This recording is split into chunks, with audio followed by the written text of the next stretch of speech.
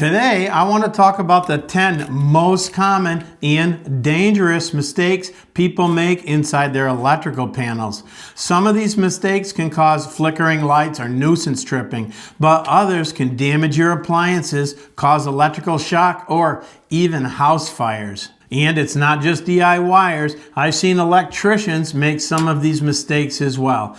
If you're new here, I'm John with Backyard Maine. I've been in the electrical industry for over 40 years, and I've seen it all, including one mistake that everyone misses. We'll get to that in a minute, but first let's start with a very common mistake. Number one, 2 wires on one circuit breaker. A lot of DIYers think this one is no big deal. If they fit, they're fine. Well, the problem is most breakers aren't designed to hold 2 wires. Article 110.3b in the NEC states that we must follow the manufacturer's instructions, and most manufacturers list their standard breakers for just 1 wire. 2 wires under the terminal of a non-rated breaker can create uneven pressure, cause one wire to loosen over time, lead to arcing, cause heat buildup, make troubleshooting a nightmare, and here's the kicker. The connection may look tight, but only 1 wire is being held. Some may think that putting 2 14-gauge wires on a 15-amp breaker is fine, but even if the load is light, the termination itself is the weak point, and you may end up with problems later on.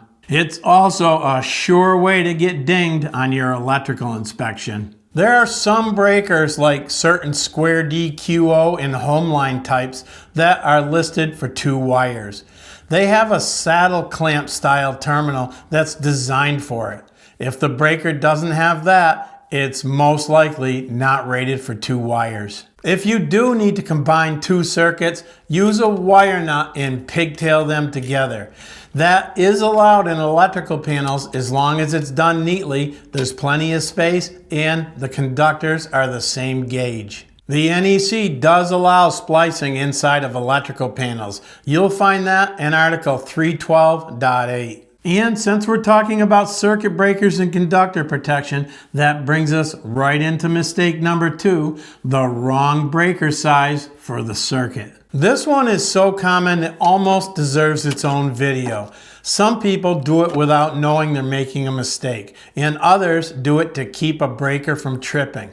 But oversized circuit breakers are dangerous. Article 310.16 of the NEC lays out conductor ampacities. There are a lot of variables to consider, but here are the basics for copper NMB cable, or Romex. 14-gauge wire requires a 15-amp breaker.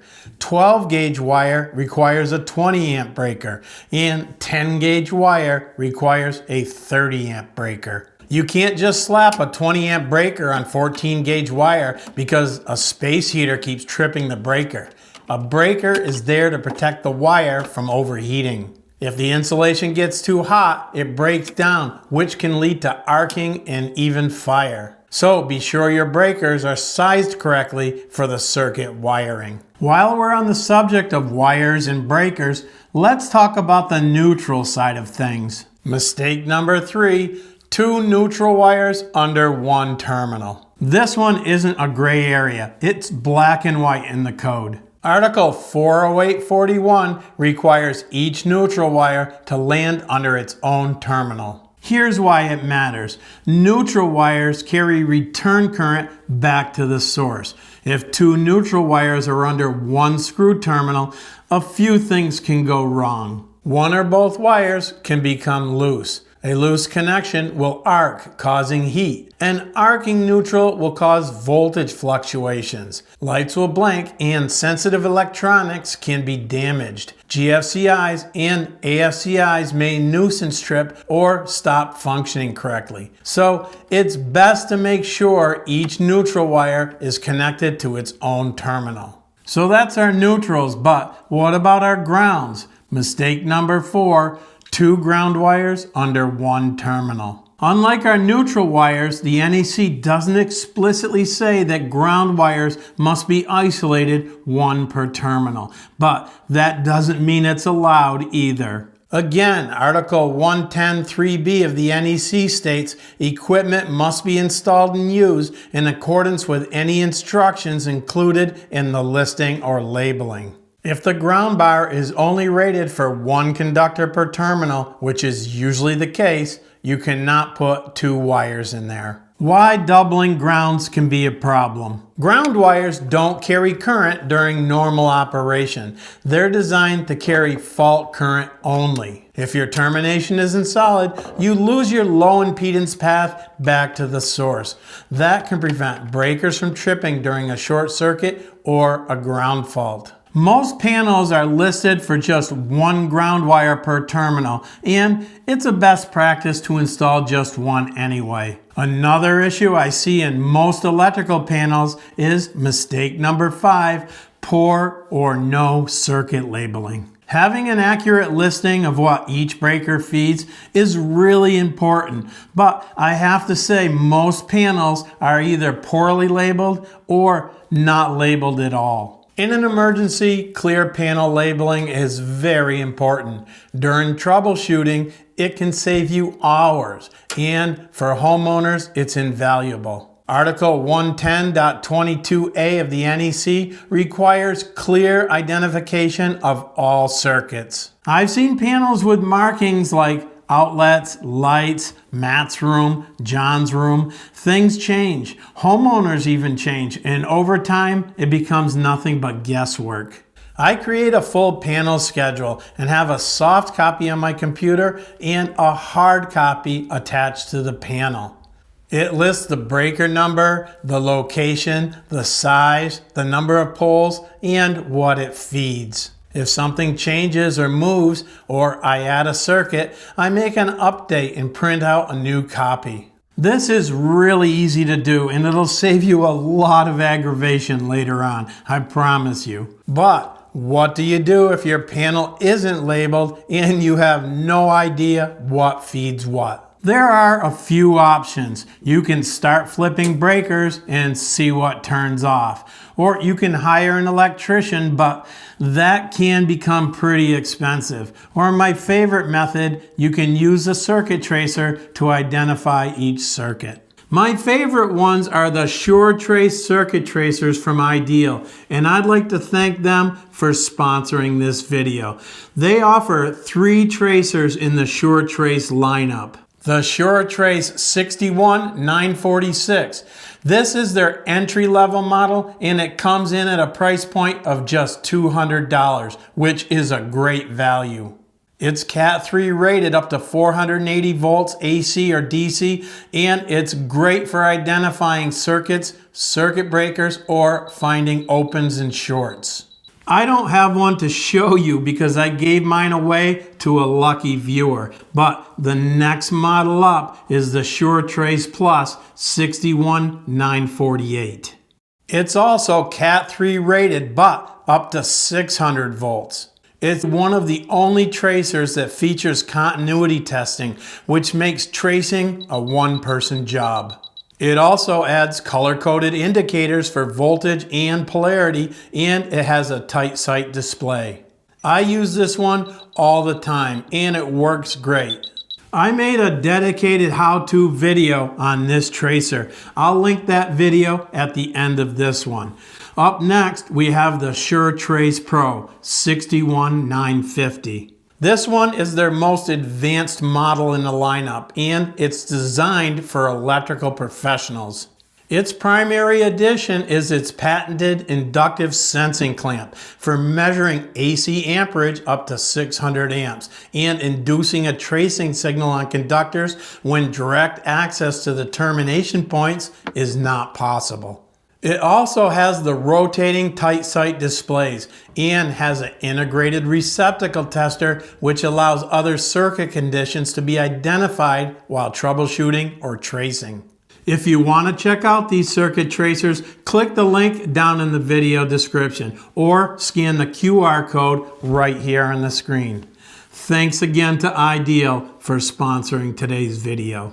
Okay, the next mistake is often misunderstood, but it's really not complicated. Mistake number 6, neutrals and grounds on the same bus bar. This is one of those topics that I could talk about for an entire video. And honestly, I probably will at some point because there's a lot of misunderstanding around it. It comes down to the location of something we call the main bonding jumper, which is the bond between neutral and ground. In your home, that bond is located either in the main breaker panel or at the first service disconnect, which is often located outside at the meter enclosure. If it's at the meter enclosure, then you'll have separate neutral and ground wires coming into your electrical panel. When this is the case, the neutral and ground connections must be isolated, so the neutral and ground wires need to be separated on different bus. If the main bonding jumper is in the main breaker panel, the neutral and ground bars will be connected together, and the neutral and ground wires can be on the same bus by code. But in any sub-panels, they will still need to be isolated. That's covered in Article 250-24A5 of the National Electrical Code. But here's the thing that many people never think about. Even though it is allowed in the main panel with the main bonding jumper, it's still a better practice to keep them separated. Here's why. Cleaner layout. You can look at the neutral bus and see every neutral conductor, and the same goes for the grounds. Easier troubleshooting. Isolating circuits becomes much faster and less confusing. Future-proofing. Service upgrades are very common, and the code now requires an exterior service disconnect. If this happens, your main bonding jumper will now move outside, and your main panel is now considered a sub-panel, and the grounds and neutrals will need to be separated. So yes, it is legal, but if you want a cleaner, future-proof panel, keep them separated. So the next one is also quite common, and it can lead to expensive repairs. Mistake number 7, wrong breaker type in your panel. Just because it fits or it looks the same doesn't mean it's the correct breaker. Your electrical panel is listed to work with specific breaker types. It'll say so in the listing, which is often right inside the panel door. This Eaton type BR breaker and the Siemens type QP breaker look almost exactly the same, but they are not interchangeable. Using an unlisted breaker violates Article 110.3b of the NEC. So why does this really matter? Just because it snaps in doesn't mean it makes proper contact. An improper breaker can cause overheating, arcing, bus bar damage, and even premature panel failure. So make sure you're installing the proper breakers in your panel. And speaking of protecting your panel,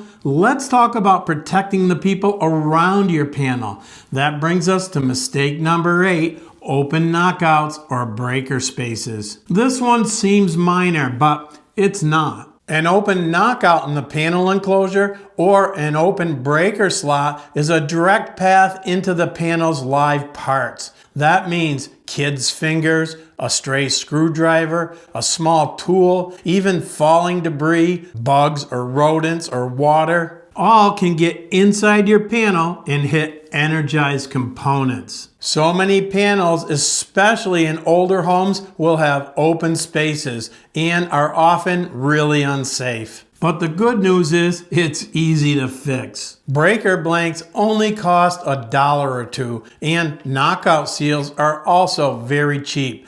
So we can easily cover up these openings and make the panel safe. If electrical safety is important to you, then you're going to want to avoid mistake number 9, an illegal generator backfeed connection. Some people will install a backfeed receptacle at their panel and use what we in the trade call a suicide cord, which is a cord with 2 male ends. These can be extremely dangerous because when one side is connected, the other side may be live. The other issue is not having a mechanical interlock. An interlock prevents you from having the main breaker and the generator backfeed breaker both on at the same time. It's a mechanical system that won't allow you to make a mistake when you're tired or rushed, which is common when the power goes out. It prevents a potential backfeed into service conductors, and it keeps you from shorting out your system if the generator and utility power were connected together. People will argue and say it's safe if you know what you're doing,